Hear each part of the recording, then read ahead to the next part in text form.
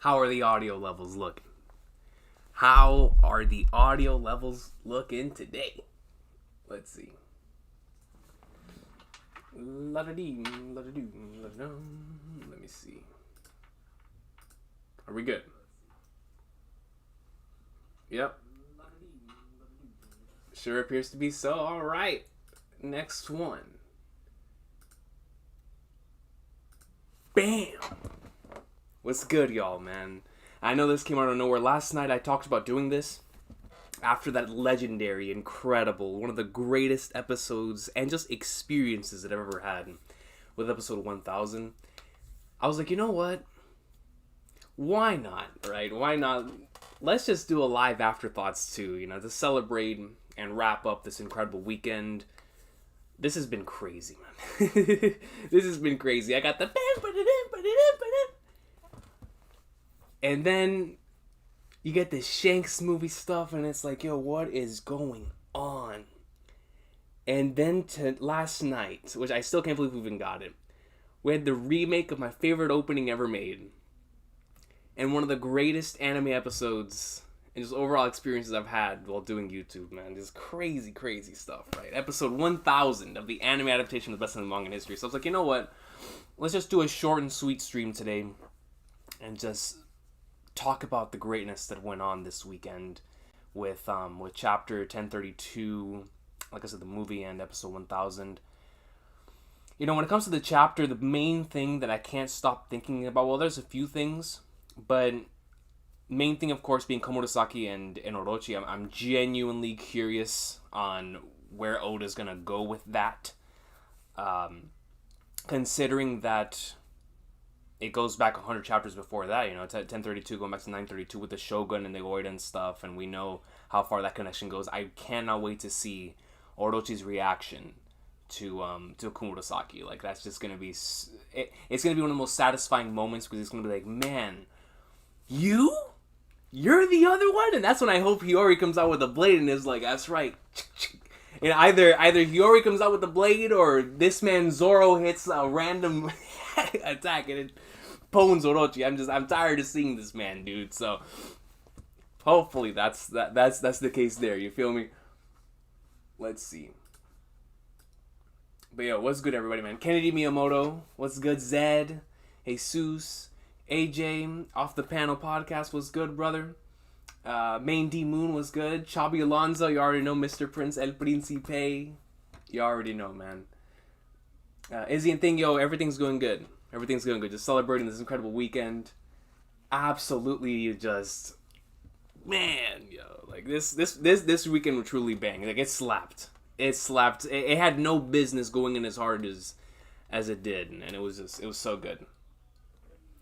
Yo, Yonko Killer 69 was good. Final Destiny was good. Mac, what's good? Yeah, man, it's good to see y'all, dog.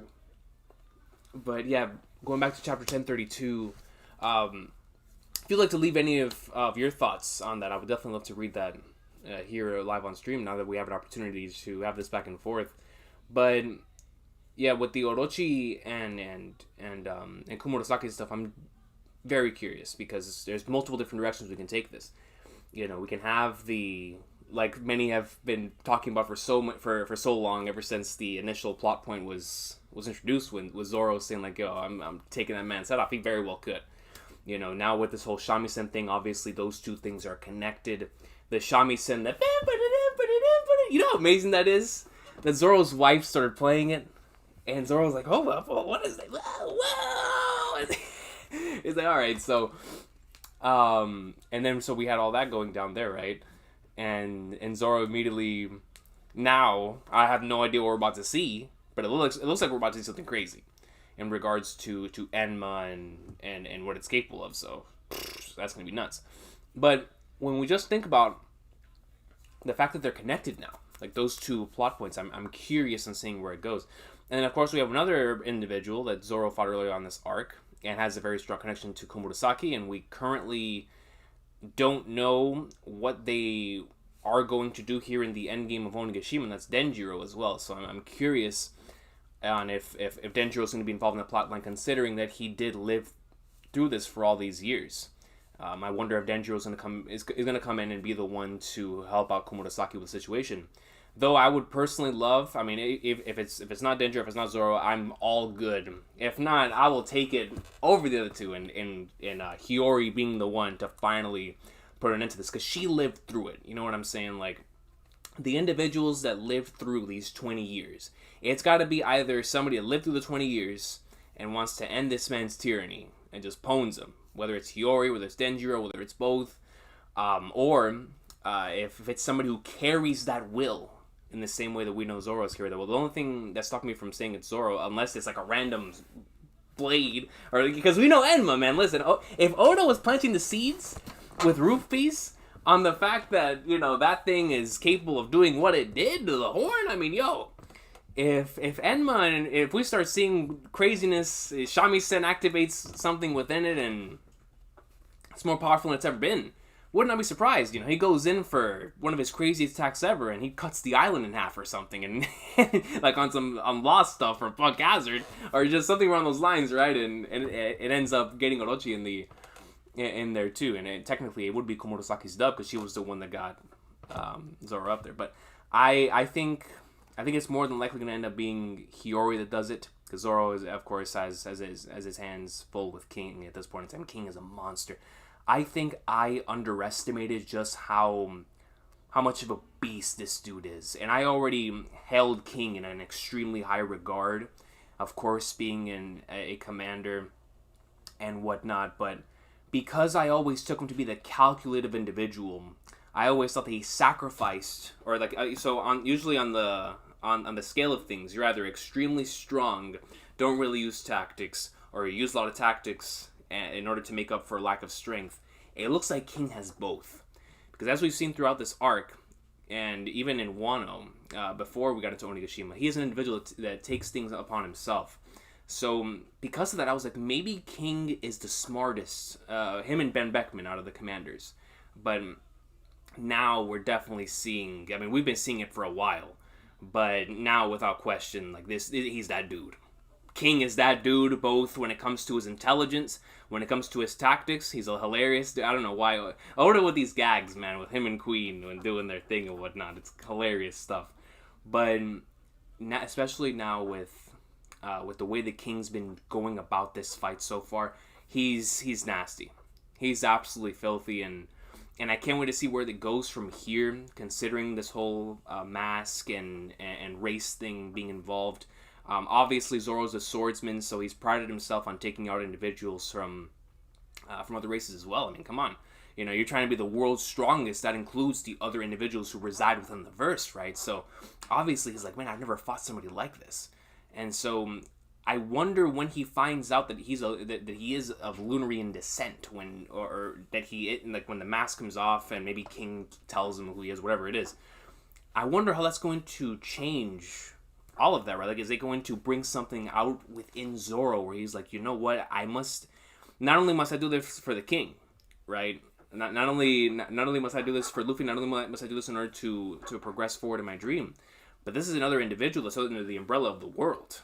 You know what I'm saying? Like, if I take out this dude, I'm closer and closer to Mihawk. You know what I'm saying? So, great character moments coming in for Zoro. I mean, it's obvious, clear as day. I mean, we're seeing what's happening with all the other Straw Hats. Zoro's already had so many amazing character moments in this arc.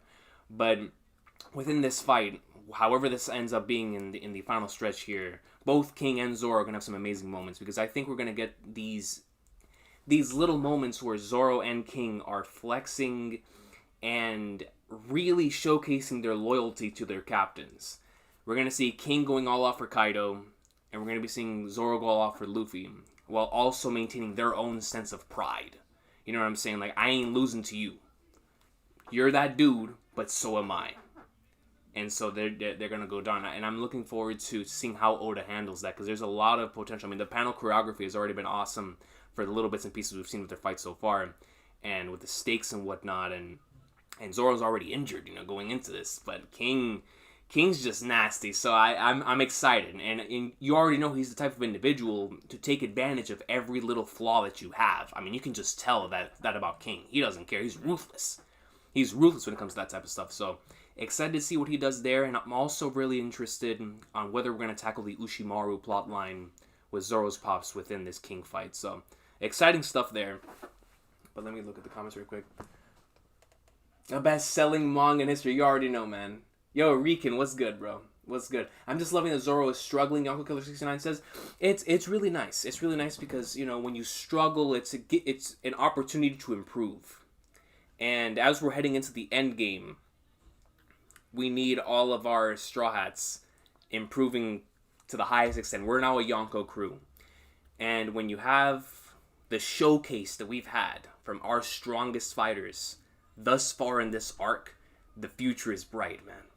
I mean, what they've been doing so far is crazy. Some insane stuff that, to me, just felt like, man, we're actually seeing this. We are seeing their growth before our very eyes as characters and also in terms of strength. And it's super dope. And I can't wait to see the pinnacle of that here in Zoro's battle in regards to being the right-hand man. So, and being one of the wings, of course, right? Like, it's gonna be, I cannot wait for that character. Like, I can already tell that the climax of this battle is gonna be amazing. It was really interesting. I saw something in regards to, I don't know if y'all have seen this, but because of the last chapter and the chapters that have been going on, you know, with the stealth black thing, the Komurasaki and flipping Orochi stuff, it appears that Oda is really doing stuff after, like 100 chapters after, right? And it might be a coincidence, but this is Oda at the same time, right? Maybe he picked up on it. I was like, all right, I'll do this in this way. So back in Act 2, we did have chapter 935 be, you know, when Queen came into the picture, so it could very well be his defeat. 937 was, in fact, Zoro versus Killer. So if that is an indication that 100 chapters later, not only just 100 chapters later with the Stealth Black stuff with Sanji, 100 chapters later with the Komurasaki and Orochi stuff, but maybe 100 chapters later, 1035, that's also when Queen gets defeated. 1037 is when King gets defeated. It's interesting. When I saw that post, I just thought it was very fascinating. I wish I had the original owner of the post so I can give him a shout out. But it was just a very fascinating thought to have like all this stuff take place 100 chapters later, and it's just a little detail, but it might give us like a game plan as to where we're going from here towards the end of the arc. And then in regards to the CP0 stuff, now let me ask y'all this in the comments section because I'm actually genuinely curious. For those of you who are here right now, let me know what you currently think about CP0 versus Drake and Apu, because I think there's some really exciting possibilities to come out of this. Cypherpole, of course, especially the Aegis Zero. At this point, my hype for them is sky high. You know what I mean? Like, yo, when I saw dude come in with that Soru, and I mean, he's ruthless. He's ruthless. You know what I'm saying? Yeah. This is the strongest intelligence agency. So I can't wait to see what they are going to do to progress their plan forward. You feel me? Like, what lengths are they willing to go to make sure these things go down, especially since they're fighting against ex-Drake, who is also under their ranks. Like, I wonder what sort of information is going to be traded back and forth here between those two parties, because I'm going to assume, this is just my assumption, I don't know how this is going to go, but I think that CP0 is going to win that fight, right? If CP0 is going to lead into the next stuff that we're going to be getting into, then they're gonna have to win this, right? Am I wrong in feeling that way? Am I wrong in feeling that way that CP0 is gonna win this? Because the thing is, they seem like they're nasty. You know what I mean? Like, it might just be my own personal expectations for them, but it feels like CP0 is gonna come out of this victorious, and I'm curious on seeing how Oda handles that. California Penguin says Luffy being the Pirate King's within sight. I love it. So true. And that's after you see stuff like last night that it really becomes like flagnards. It's so true. Is the third CP0 going after who's who? That's actually very interesting. So like maybe the third one is like collecting. Actually, yeah, that would actually make a lot of sense if that individual is going after who's who. You're right. and it comes out of nowhere there at the end. Yeah, I didn't even think about that. That's true. Because who's who, there is that definite connection there. And I was thinking about that yesterday in regards to the Shanks thing. With Shanks making his move in this movie, you know, the Gomu Gomu no Mi. Like, if we were to actually have the potential with this origin thing, we would get to see how Shanks obtained the Gomu Gomu no Mi, which means who's who would be there. So, just another tidbit that we might get in this movie.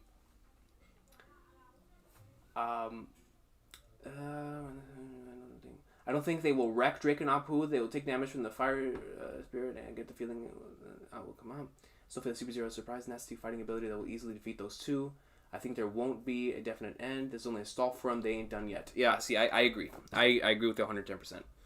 It feels like I was saying, no definitive end, a stall. It really does feel like Oda's going to use this to propel that conversation between Drake, CP0, potentially new technique, like you just said, and we'll see the two of them duking it out in some really nice action sequences. Maybe something else will take on Drake and Apu, or maybe their injuries will catch up with them and CP0 takes them out, and then they continue on with what they're doing. Because Robin and Brooke managed to get to wherever it is that they're going, and they're still leaving, so, and CP0 is going to be ruthless in trying to chase after them. Unless, like Off the Panel podcast said, and the third one comes in to intercept them whenever they run off. Maybe. But with that being said, I think, Brooke and Robin could handle that. One of them, I don't know. Like I said, I don't know. I don't know how beefy these dudes are. But that's just very interesting there in regards to that. And I guess to wrap up the chapter in regards to these things that I've been thinking about, Yamato and this number. So, do y'all think these numbers are the ones that are specifically here? So right now we have Fuga, we had the ones that we saw last. Do y'all think that those are, if not the samurai that were with Yamato in the flashback, but samurai from that time that were given these gigantification experiments to, and that's why they align themselves with Yamato, because they have those old memories still with her, and why they're not doing anything in this war, they're just chilling. They're like, yeah, man, it is what it is. Do y'all think that they are actually Wano samurai? Because that's really cool.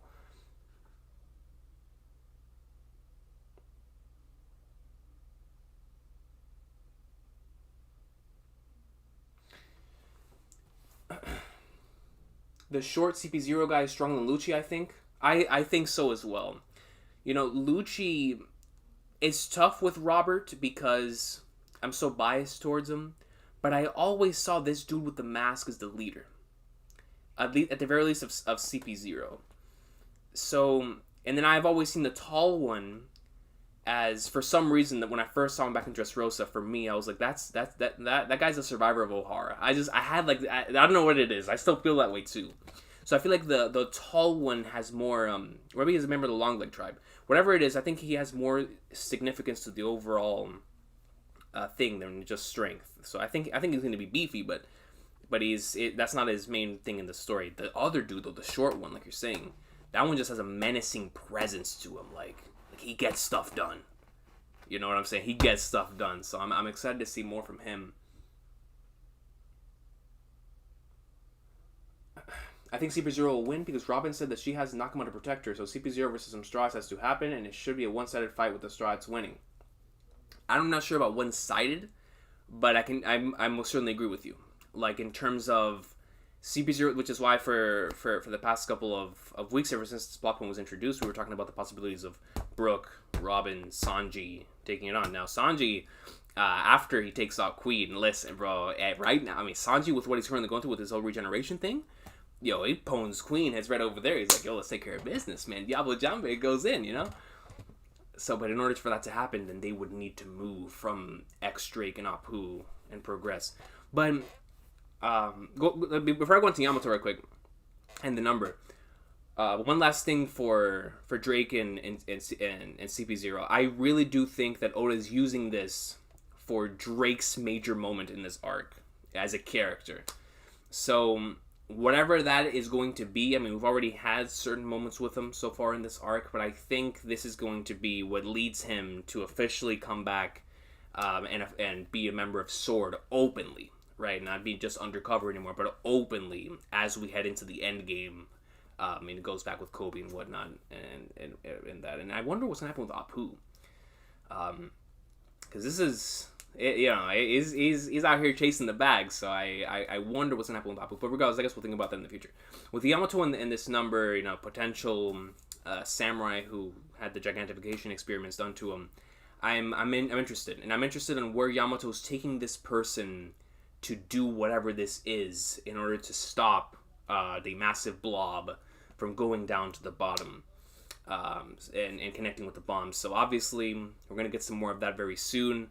But biggest highlight for me from this week's chapter, flowed really well, really nicely throughout it all. We got to see a little side of Big Mom. We also got to see Marco and Izo. Actually, now that I have y'all here, do y'all think that Marco and Izo are heading off to go heal the Scabbards? Is that a safe assumption, right? That they're currently heading off to save the Scabbards? Yo, Niall, what's good, my brother? What's good? Alcien, what's good? What's good? We don't know what happened with them on Punk Hazard. Absolutely. That's why this is so interesting.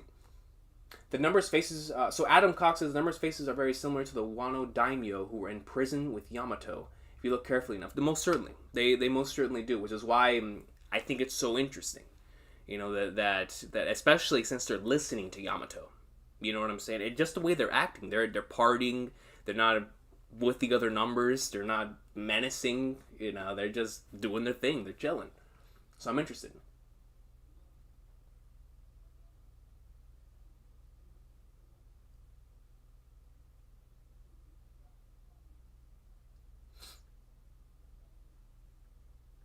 Oda, Rika says, yeah, Oda needs to be very efficient considering there's like 150 chapters left in the story. I don't think there's 150 chapters left. I think, let me see. I mean, in his mind, he has 5 years.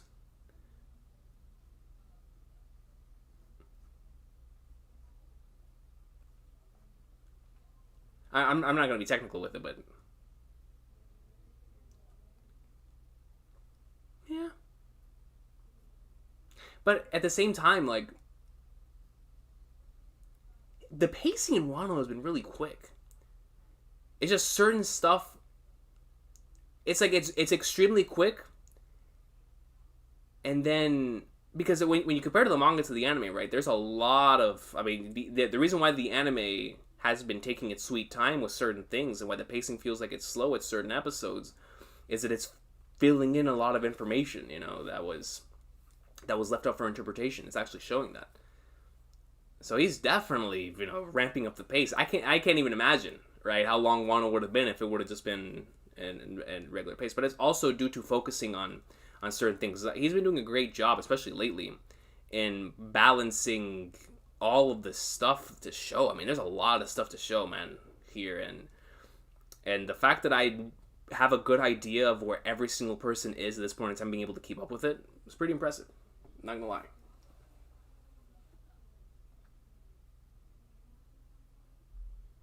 Apu built different. Yo, Apu is built different. Apu is built extremely different. Because the thing is with Apu, when you look at it, like, besides Kaido, I think Apu's the one who's taking the most damage and is still breathing oxygen. It's nuts. It's nuts, yeah. Apu, this entire arc, has been taking L after L after L after L, and he's still coming back. My man's feels like like one of those underpowered protagonists who always loses, and they get that victory eventually. Hey, if Apu ends up getting a dub at the end of this arc, man, shout out to my boy Apu. Shout out to my guy Apu.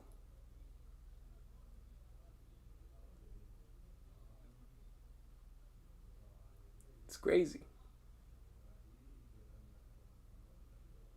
Apu will be delivering the news of Wano opening in the Straws achievements.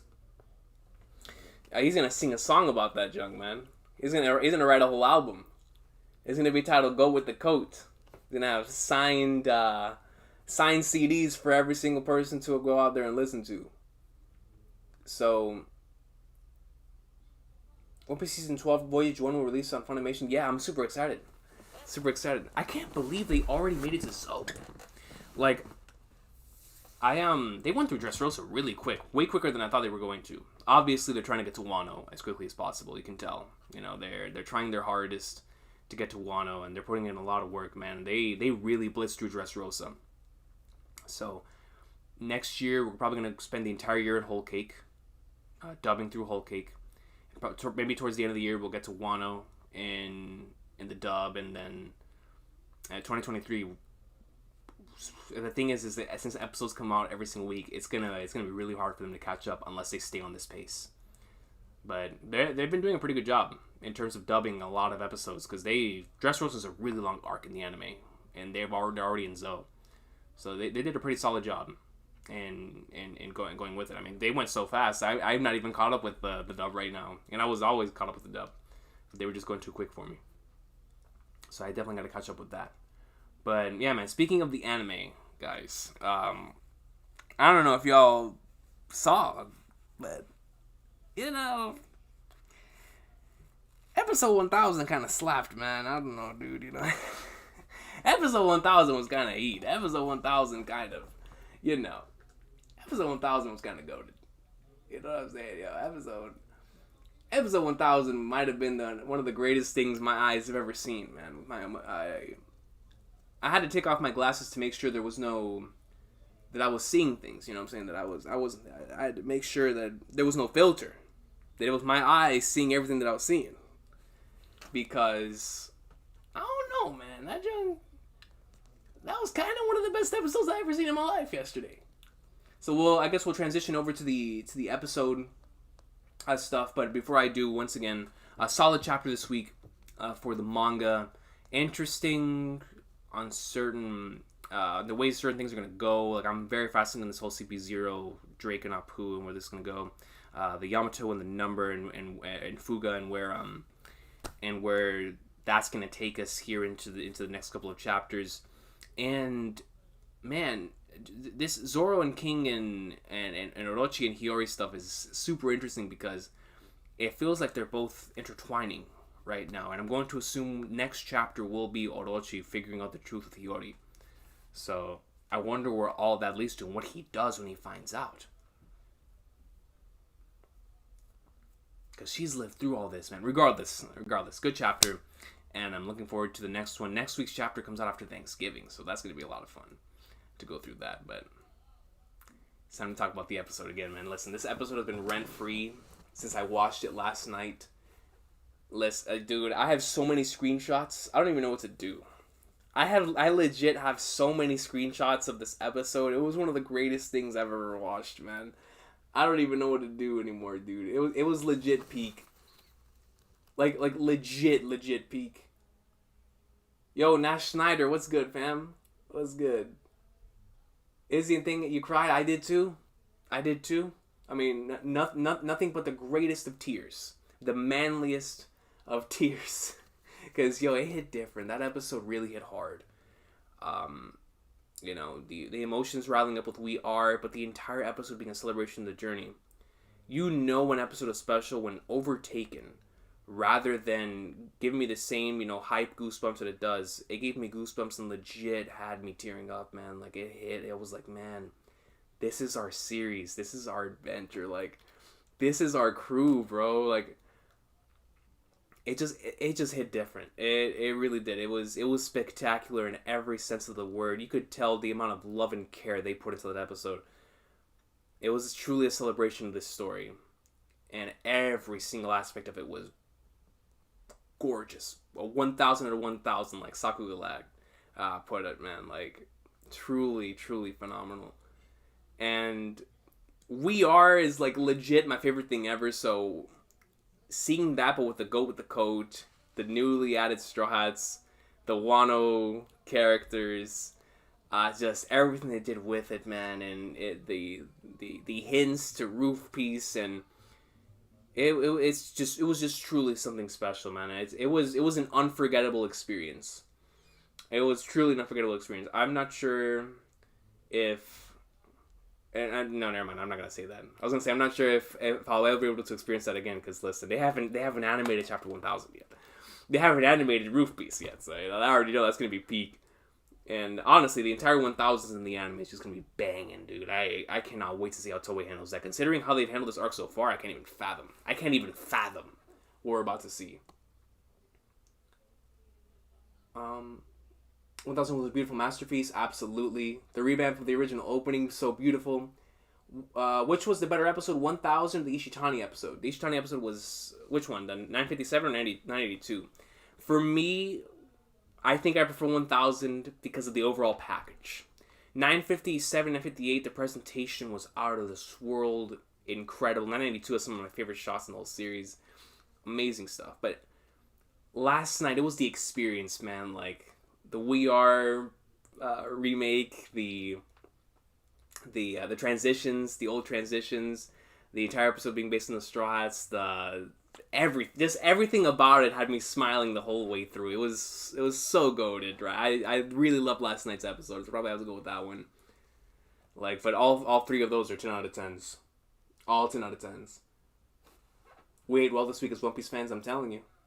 I've watched this episode about 12 times today. Yo, I feel you. Last night I couldn't go to sleep, legit. Like, I'm running on minimal sleep right now, dude. I just kept wanting to rewatch the episode. I just kept rewatching it, and I need to check to see if any of y'all have links to theater reactions. Like, because I know in France, they watch the episode in the theaters. If y'all have any links to that, I would love to see that. I'm going to be watching reactions to this stuff all day. I can't wait to watch reaction. I gotta watch Uzumaki Kon's reaction. I can't wait to watch reactions from the reactors that I normally watch. I'm gonna be seeing the openings, the reactions to the openings. I can't wait to see the theater stuff. I mean, it's just a celebration. That's what made this episode so special, bro. And I can't wait to see how everybody else felt about it too, because I really haven't had an opportunity to watch the videos on it. I've just been carefully watching the episode. So and seeing the stuff on social media and with y'all last night. But yeah, if any of y'all have like a link to the theater reactions, man, peak fiction, dude. That's what I need to see right there. There's so much good art to use from the episode, seriously. Yeah, Mac, 100%. That episode hit different. It really did. Yo, Sensei, what's good, brother? What's good, dude? It's good to see you, my man. It's good to see you. How are things? It was fire. Oh, you're talking about 1000? Oh, dude, 1000 was peak, bro. 1000 was peak. One of the best episodes, one of the best anime watching experiences I've ever had. And it was the overall package, right? But it truly was. It was so special. It was a celebration of this series that we love so much.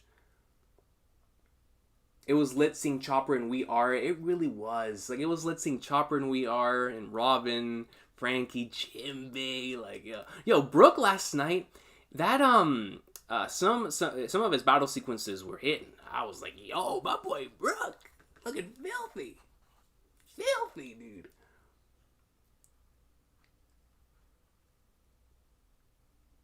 Whoever decided on that for episode 1000 deserves a raise. Yo, everyone who worked on that episode, everybody who works at Toei with how much... Yo, this has been the best year we've ever had from the anime. We started with episode 957, and we're going to end, I'm going to assume, what is today? November 21st, 28th. I think we have around 3 episodes left in the year. 3 or 4. So I think we're going to end the year... The last, like, GOAT episode, I'm going to assume is going to be a GOAT episode, is going to be Scabbers versus Kaido.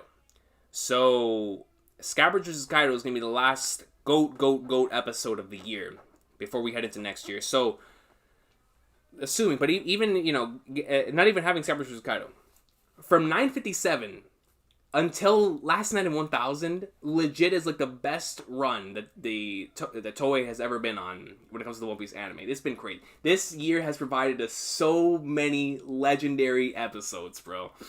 It's been unforgettable. It's like, yo, how is somebody doing this weekly?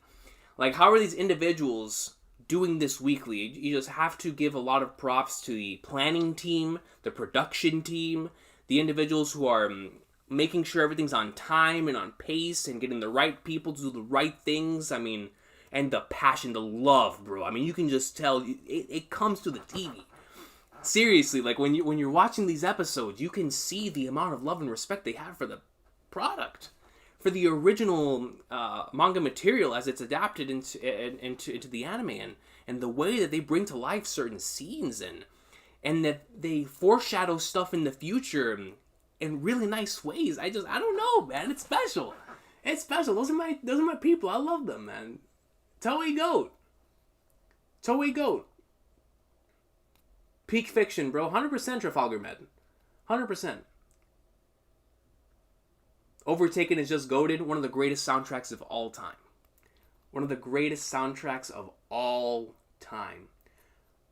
What's gonna happen with Monkey D, Dragon, and Rayleigh? Oh, you're talking about the thing in Wii. Dude, that's very interesting, right? Like, so I commented on the fact that in that specific portion, we had Law and Kid, his two rivals, Yamato and Hancock, the two hearts.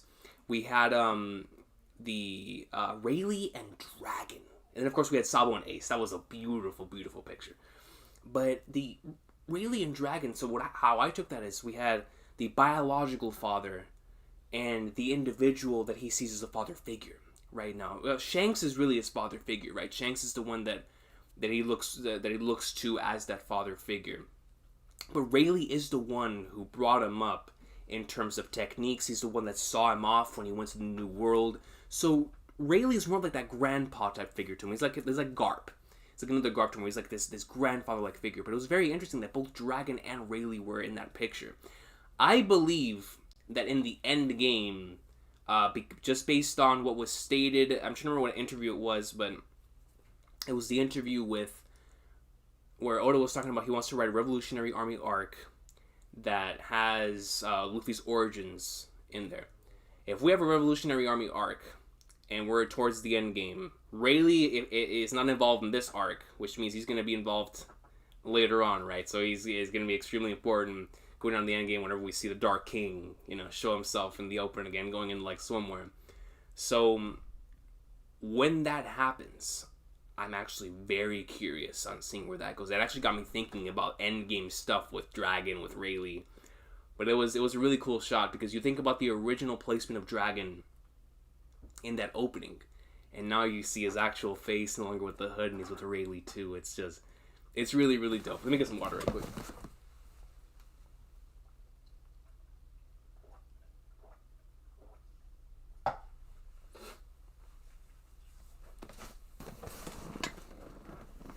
The YouTube reactions for episode 1000 are too hype. I can't blame him.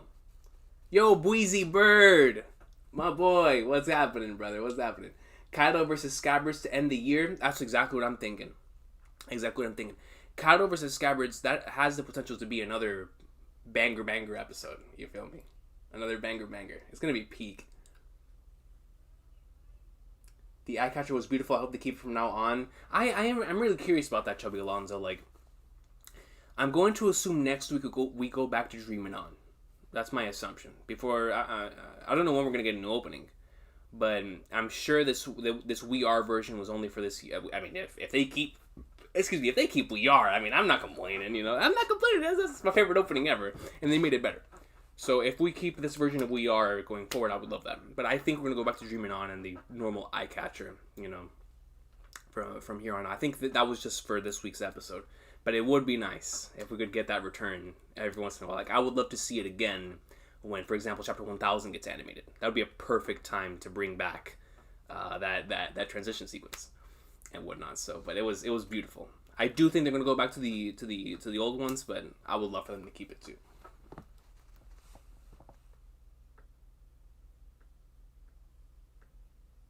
The best episodes are yet to come.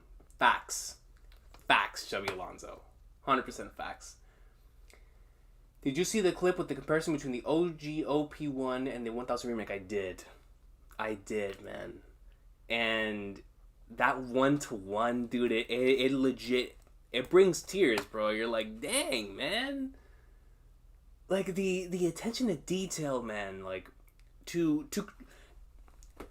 I know that from what I've heard, they didn't want that to be leaked. Like, they wanted that to be a surprise to everyone. So, I can imagine in their minds, they just poured every ounce of their being into making that We Are opening as special as possible with. And you can just see it. Like, I rewatched both of them so many times last night, just seeing how that the similarities and whatnot. It's picture perfect, bro. The way they did the opening.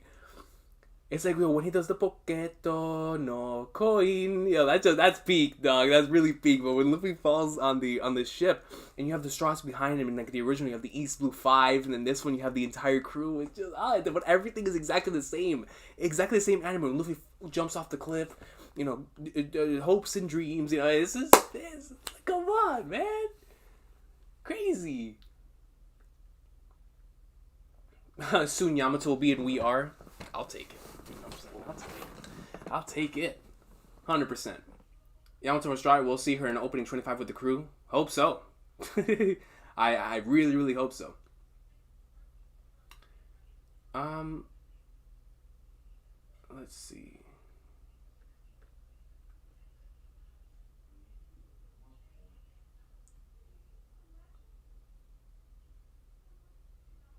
We are in the end game, but One Piece is not ending in 5 years. I feel the same way in regards to, I think the plan is to end it in 5 years, but knowing Oda and the ideas, it's gonna extend past that for sure. It's it feels it most certainly, like when I watch episodes like last night, when I see stuff like Splitting the Sky, when I see stuff like what's been happening in the manga lately, it really, really feels like we're in the end game. But because there's so much to wrap up within the end game, that's what makes it hard for a timetable. But I don't really care about timetables, because for me, as long as One Piece is still here, it's all good. You know, it can end whenever Flagnar's it feels like it. So it don't matter to me. Father and coach, yo, bet I'm spitting facts. Father and coach, Dragon's the father and the coach is Rayleigh. That's so true. That's so true. That's a factual statement.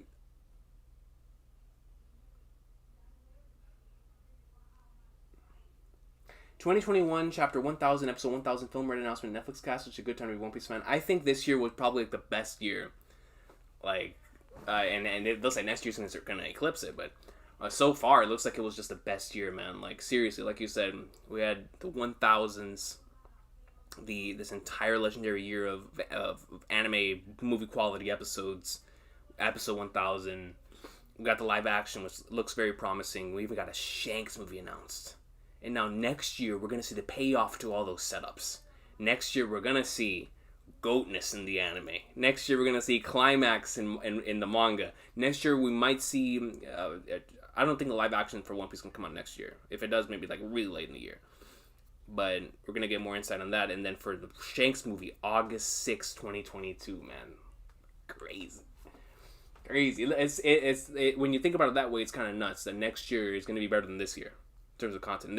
And this year, we've been eating so much, I feel like I've gained weight, dude. Like, it's crazy. But, man.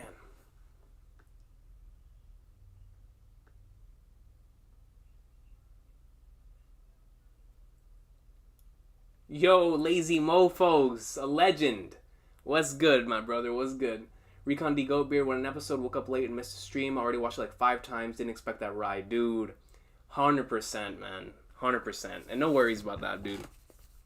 Like, yo, just, like, I'm right there with you. I've also rewatched the episode several times, and I'm going to be rewatching the episode all day. With reactions, just putting it on, like, peak, dude. It's peak. You know what I'm saying? It's peak. Oh, my boy Josh, film ready equals Shanks posthumous? So you're telling me that Shanks is about to flex, bro? Or about to...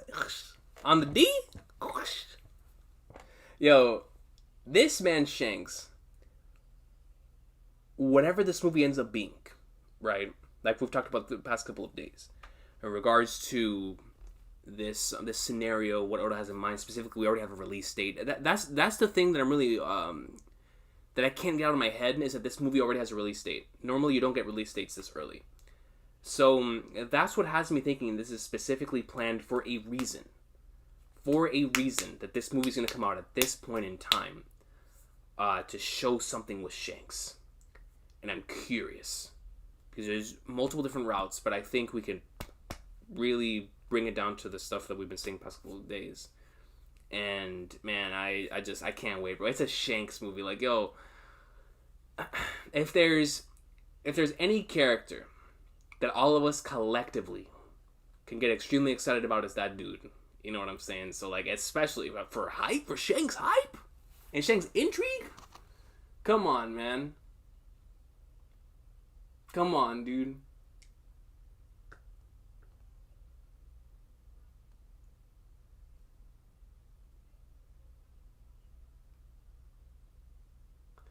What are your thoughts on the theory that Usopp will get Kanjuro's fruit? I heard it from Randy Troy, and I would love to see it happen. That's interesting. So, like, Usopp getting Kanjuro's fruit. That's actually very, very interesting. That's actually pretty cool. But would it be he himself that gets the fruit, or would it be like one of his weapons that gets the fruit? Either way, I think that would be a really good power up for Usopp. Actually, the more I think about it, the more I kind of like it. And when you look back to the beginning of the series and how he was the one that was always drawing stuff on the ship, that would be pretty nice. That would be pretty nice. You said Randy made that theory. It's actually pretty dope. I never really thought about that. The bounty sequence hit different. It truly did, lazy mofos, bro. It really, really did. The animation's only getting better. It is, man. It is, and it's crazy, right? That they continue to have this excitement in regards to producing these movie quality episodes.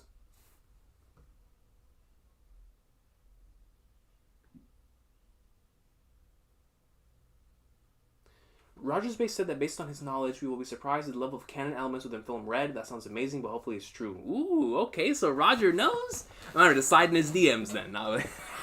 What's that called? That's dope. So if there's canon elements in this movie, that means, remember how we were talking about last night, the Laugh Tale thing in Stampede. So we saw Laugh Tale in Stampede before we saw it in the manga in terms of the name Laugh Tale. We might very well see certain things that are very canon, very true up for Shanks, maybe before we see it in the manga. In terms of, reveals about potential bloodline, reveals about, certain aspects we've always been interested about when it comes to Shanks. So there may be, like you said, canon elements within this thing that will become way more relevant as we head into the end game, where Shanks is a primordial figure in the series, where we see him a lot more often. So, most certainly. And not only that, but if we see Shanks utilizing abilities within this, because they've always taken creative liberties, like the video games, the way that we've seen certain things. You saw, like, I was playing around last night, but I was like, imagine Shanks uses a divine departure like Roger did in the movie, but he never did that in the anime, or I'm sorry, not in the manga, but it is in the movie. I was like, oh, I can see it, I really can see it. Oh, we got 2 supers coming in, man. So first and foremost, shout out to Zachariah Zach Zoro coming in with the 5. Shout out to you, brother. I thought I'd donate to a fellow optimistic One Piece fan who watches the anime and reads the manga. Thank you, King Recon. Hope to watch this later. Yo, brother, thank you so much for stopping by and for coming in clutch with a super chat, man. I truly appreciate you. I'm also very thankful to have a fellow optimistic One Piece fan that reads both the manga and experiences the anime, man. You're a goat. Thank you for that. Thank you for that. And we have Fable. Shout out to Fable coming in clutch with the 5. Thanks for always making me smile with your wonderful One Piece content. You're the best. Keep it up, dude. Fable, man. See, when I read stuff like that, bro, it really makes it all worth it, bro. I truly appreciate the kind words, and thank you so much for this wonderful comment and for the super chat, man. You're a goat, bro. You're a goat. Thank you very much, Fable. So shout out to, dang, they came back to back. That's crazy. I didn't even see it. Shout out to y'all, man. Y'all are goated. Josh says, do you know what rhymes with film Red? Hit me with it, bro. And it better not be something Vanguard related. It better not be something Vanguard related. You know what rhymes with film Red? Hit me with it, bro.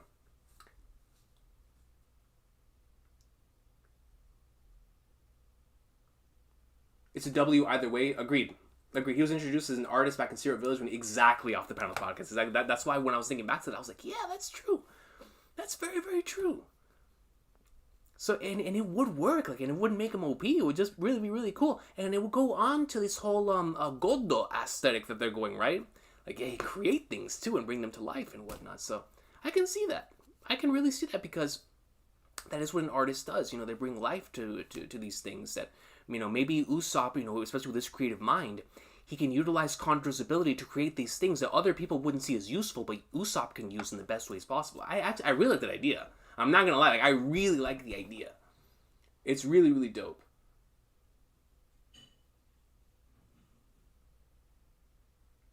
I want to know why Shanks went to the East Blue in the first place. That and why Shanks was interested in going into the North Blue afterwards. He had plans before the series even started.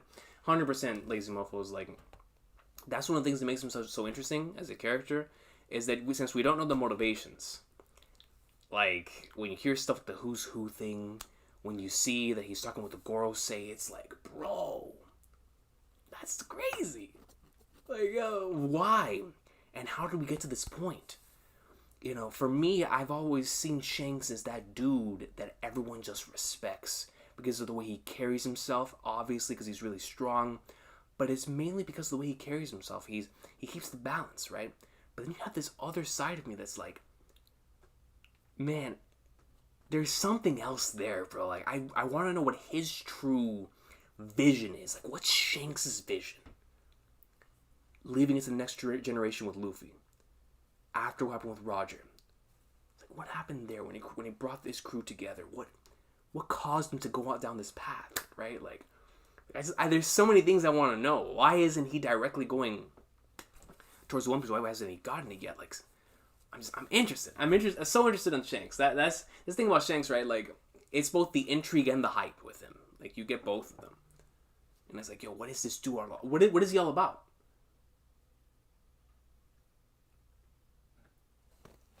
Backstory Mihawk duels. Yo, that's what I said last night, Kolsky. Like, could you imagine seeing the legendary Mihawk duels in the GOAT animation they've been doing lately? Goodness gracious.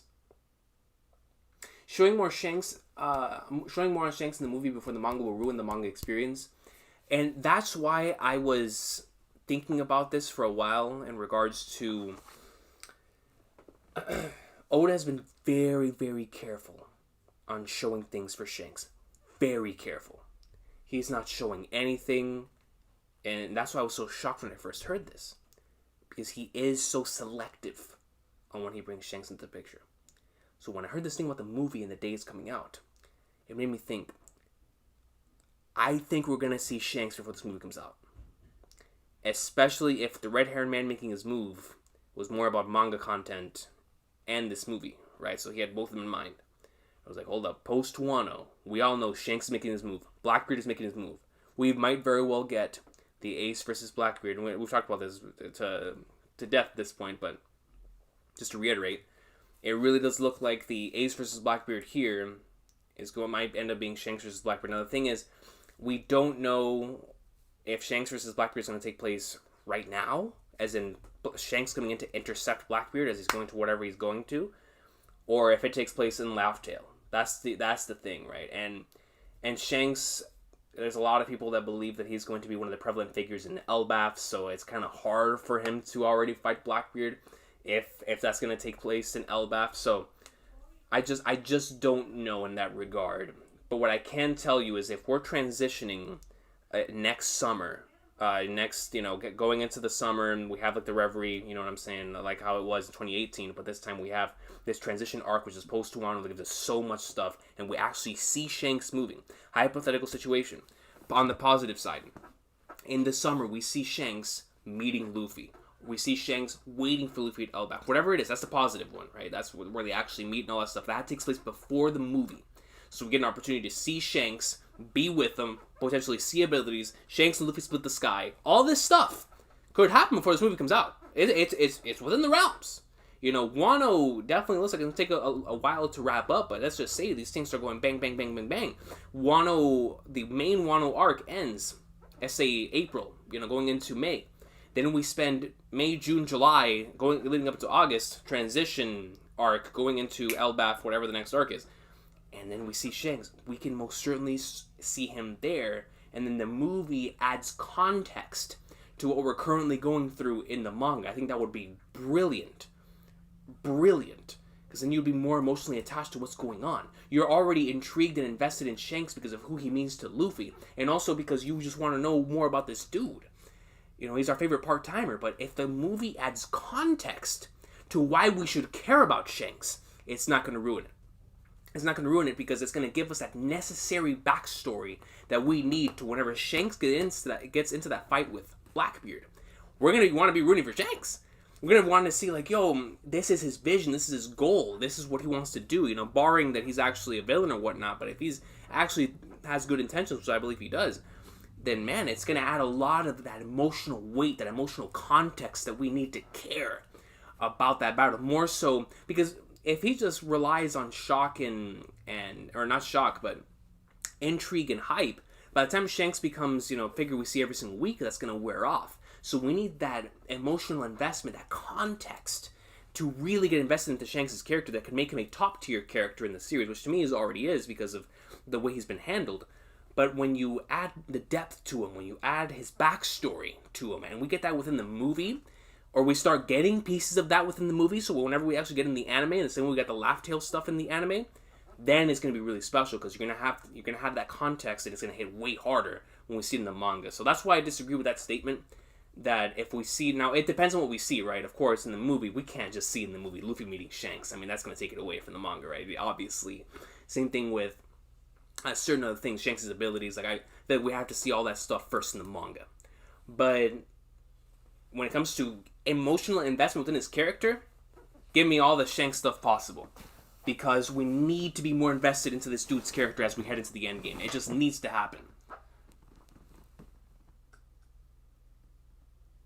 Yo, Muddy120, what's good? My fellow My Hero fan. MHA's final battle starts next year. MHA Season 6. Next year's going to be so crazy. One Piece 2. Yo, that's a fact. Like, My Hero's also popping off. So Season 6 confirmed. I mean, I guess that makes sense. For next year. That's going to be a fire season, man. I barely watched this season. But I want to watch next season because I think it's going to cover the stuff that we just got out of in the manga.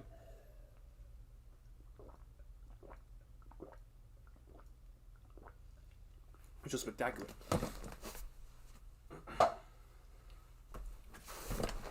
Like the stream, by the way, people. Like the stream. Like the stream. I keep forgetting, man. Shout out to y'all for reminding me. Shout out to y'all for reminding me, man. Like the stream. We're going to be wrapping up here soon because I do have to get going. But I want to answer a few more comments for sure.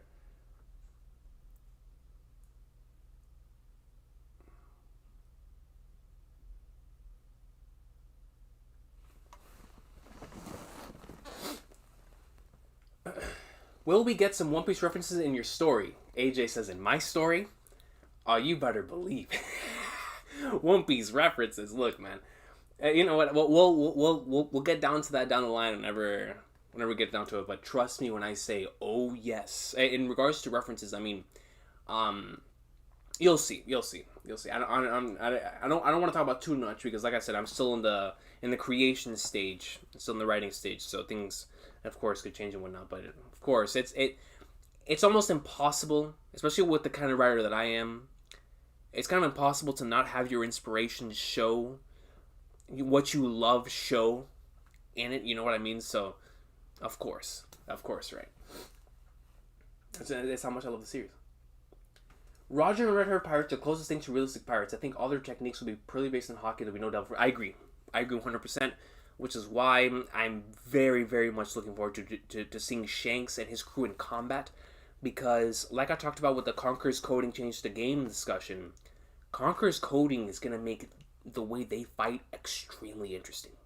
Because if at the very least the main ones can utilize Conqueror's coding, and then the rest of the crew is very proficient in hockey, all of them being proficient hockey users is going to make us finally understand the depths of hockey in this power system, because hockey is confusing at times because we just don't know enough about it because we haven't seen the top tiers use it. So we're now within this arc, we're getting to know a lot more about hockey. More things are becoming clear and whatnot. But when we see the individuals like Shanks, who is, to me, I think the most proficient Conqueror's hockey user, when you see them utilizing all forms of it for us to see, and at its highest levels of proficiency, we're going to be able to understand hockey as a battle system, and I can't wait for that. I'm really, really excited for that.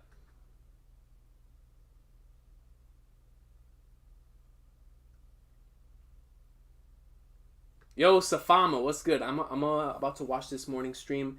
Didn't see that one. My 11 friends just left. We all think it's top 3 episodes in the series. 100% Safama. Yo, that's dope. So you watched it with a whole bunch of your friends. That must have been an amazing experience, man. But thank you. We had an amazing time in that stream. For anybody who was not there last night, that was one of my favorite streams, reactions, whatever I've ever done. Like, it was a really, really special experience because I have never done a live reaction to an episode like that. With people. It reminded me of when I first reacted to the Shogun assassination arc in the manga on the old channel, where it was just that special experience of doing something for the first time and experiencing with other people. I loved it, man. It's an experience I'll never forget. Like, it's gonna be like when I think back to episode 1000, by itself it's already a phenomenal episode, and then you add that on top of it. It was an amazing experience. Do you think Shanks is a D? This one is interesting because I want to say no. But if he is, I would not be surprised. But I want to say no. I think we're going to find out a lot more about that when we get to Shanks versus Blackbeard. About the Marshall D thing versus Shanks, the origin of the scar, which we might actually get in this movie considering the D has the scar in the name. But when we get closer to that stuff, we'll come back to that. I might even make a video on it, about the whole Shanks and D thing, but I don't think he's a D. But like I said, if he is one, I would not be surprised. I would love to get that reveal. If he is one, whether he is or he isn't one, whenever that reveal hits the picture, it's going to be something huge. So Blackbeard could come into the picture and be like, "Oh man, like yo, Shanks, my boy was good, man. I bet you're still mad though that I'm a D. You're not, that's why you have to leave stuff to other people. You can't do anything yourself. You got to leave it. So I want to know whenever it's revealed to us. I'm really interested in seeing how it's revealed to us. Like, how will we figure out whether he's not a D or he is a D? Because it's going to have to come up, especially in the Blackbeard fight. Recon, go back to Big Bomb's childhood flashback. The tall CP0 agents look one of those kids. Definitely. Some of them do. The CP0 agents and some of the guys in the underground. That's crazy. That Big Mom's flashback could very well provide some extremely important characters here in the coming future. From CP0 agents to the underworld brokers.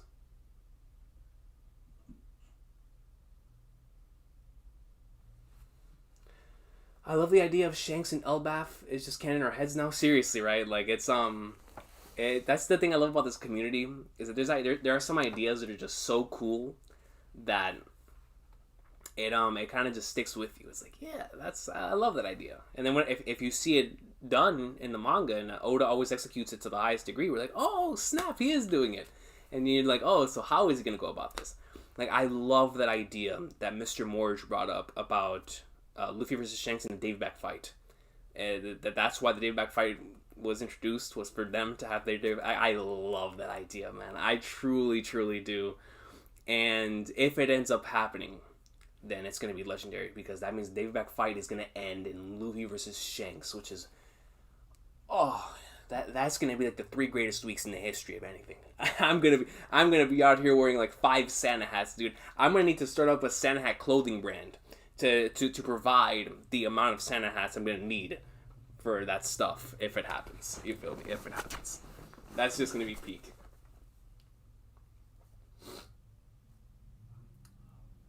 "90% of the anime's flaw is the pacing." That is, I would dare say, I would go even farther. I'd probably say 95%. The One Piece anime, it's tough because the way the anime's pace is also what makes it special. Because it really gives you more time to be invested in those moments, right? But at the same time, there are certain instances where being on something for way too long can take you out of the immersion. But at the same time, it's like a give and take thing. It is. And obviously it's working for them because I'm still invested, you're still invested, we're all still invested. But that is definitely... I like to say it's both a blessing and a curse when it comes to One Piece anime. Because you're given so much time with these characters and things. That's why I love the way Wano's done it. Because Wano, rather than just stretching out certain scenes, sometimes they still stretch out scenes. But other times, whenever they go about and creatively find ways to either add new interesting sequences. So like, for example, quick thing, Sanji vs. King was a couple weeks ago. And we had a really cool 2-minute sequence with King chasing Sanji, and it led into, and then like another thing with Yamato and Ulti fighting like an alley, and that's how they transitioned over to when Yamato met Luffy. Stuff like that, like filling in the blanks and keeping you immersed in what's going on there. I love stuff like that in the anime. What I don't like in the anime is whenever certain scenes where they were in the manga, like whatever, and then in the anime, it's really, really stretched out. And you have like the face here, face here, face here. That's the type of stuff where I'm like, all right, we could do without that. We could have been more creative here. And I think that's why I'm really loving this arc in terms of the anime. Because not only, we still get that from time to time, but I've gotten more used to it because we've gotten more of the greater than that. In this arc, we've had way more instances of them really flexing their ability to make time pass while also giving you some incredible anime-only stuff. I mean, look back to Kiku versus Kanjuro.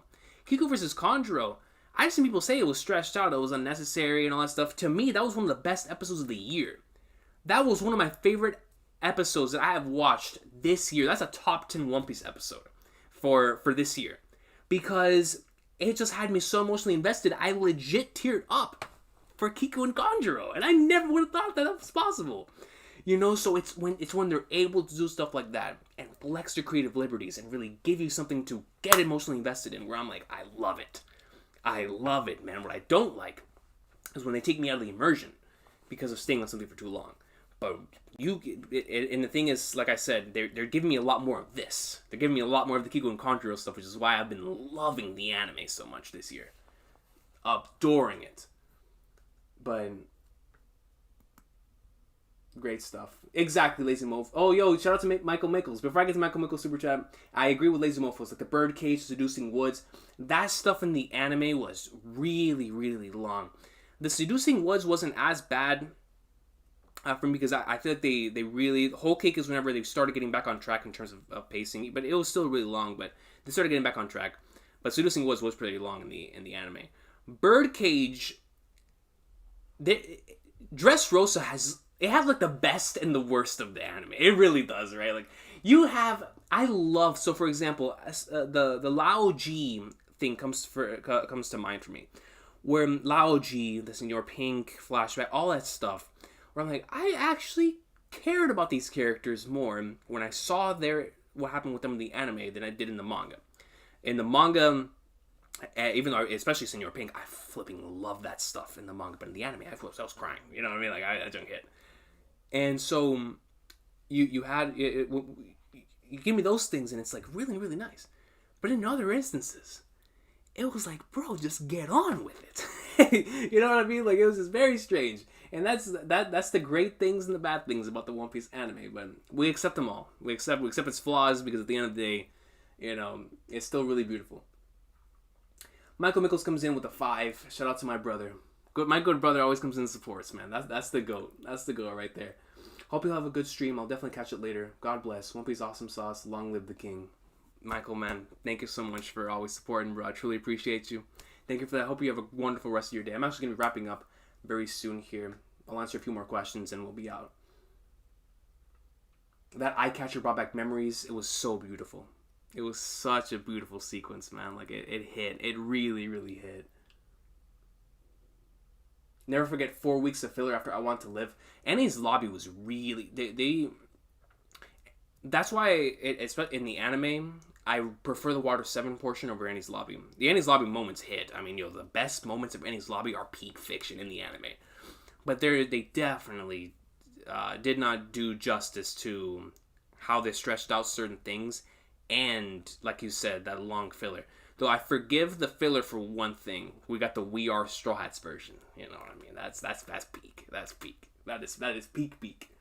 You know what I'm saying?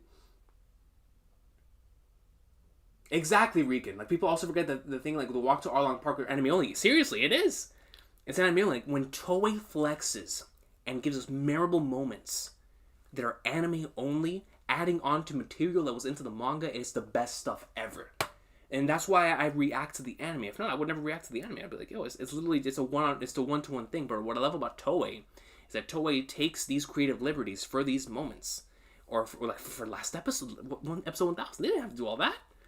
That was them flexing. And I love them for that. I do. I really, really love them for that. But man.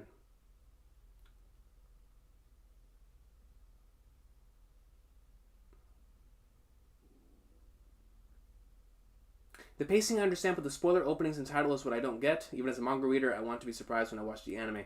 I think the openings at this point are just... I feel like mostly everybody, at least in Japan, reads the manga. So, like, you know what? Get them excited for what's coming in the future. That's what they're doing, what they're currently doing with the anime. Everybody wants to see Yamato. So what they do, the entire arc, well, at least one time in every episode, Yamato, until they eventually showed it, right? So everybody reads the manga. It's just they're waiting to get to where they are in there. And so for the openings, I think that's that. They've always had spoilers in the openings, like from the very beginning. Like literally for the very, it's always, I mean, for God's sake, they spoiled Robin joining the crew, right? Like that's always been there. But for the titles, that's just a Toei thing. Like, yo, you go and you look at some Dragon Ball titles, they're very, very, it's ridiculous. It is ridiculous. So that's just a Toei thing when it comes to the titles. But I get what you're saying. But yo, I'm going to go ahead and wrap this up. Yo, Mac, thank you so much for stopping by. Syndratic, thank you. Shout out to y'all, man. Like, dude, so one of my favorite just experiences yesterday, man. Episode 1000, just...